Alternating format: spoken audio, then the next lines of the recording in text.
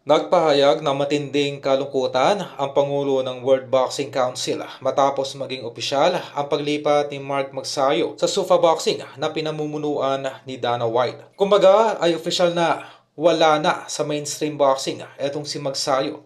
Ayon pa sa pahayag, malaking dagok raw ito sa organisasyon dahil tuluyan ng nilisan ni Magsayo ang posibilidad na muling masungkit ang berdeng sinturon ng WBC na tila nanghihinayang sa naging desisyon ng boksingero. Kung matatandaan, nakilala si Magsayo bilang dating kampiyon ng WBC sa featherweight division at isang knockout artist na kinatatakutan sa ibabaw ng lona. Marami sa kanyang mga nakalaban ang bumagsak dahil sa kanyang lakas at bilis. Dahilan upang maging paborito ito ng tagahanga. Dahil sa kanyang paglipat sa SUFA Boxing ay hindi na ito makakalaban pa muli sa alinman sa apat na pangunahing world titles sa boxing.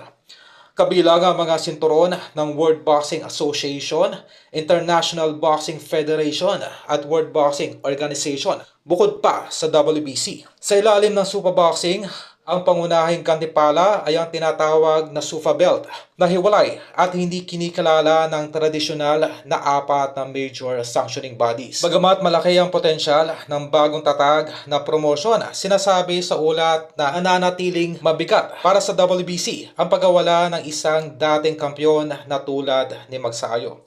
Sa kabila nito, iginagalang umano ng konseho ang kanyang nais at pasya at mananatili raw na bukas pa rin ang kanilang pinto kung sakaling naisin muli nitong si Magsayo na bumalik sa kanilang hanay balang araw. Subalit mula sa ating pinagkakatiwalaang source ay malaki ang kontrata na ibinigay ng SUFA Boxing dito kay Magsayo. Kaya malabo na itong bumalik pa sa traditional boxing.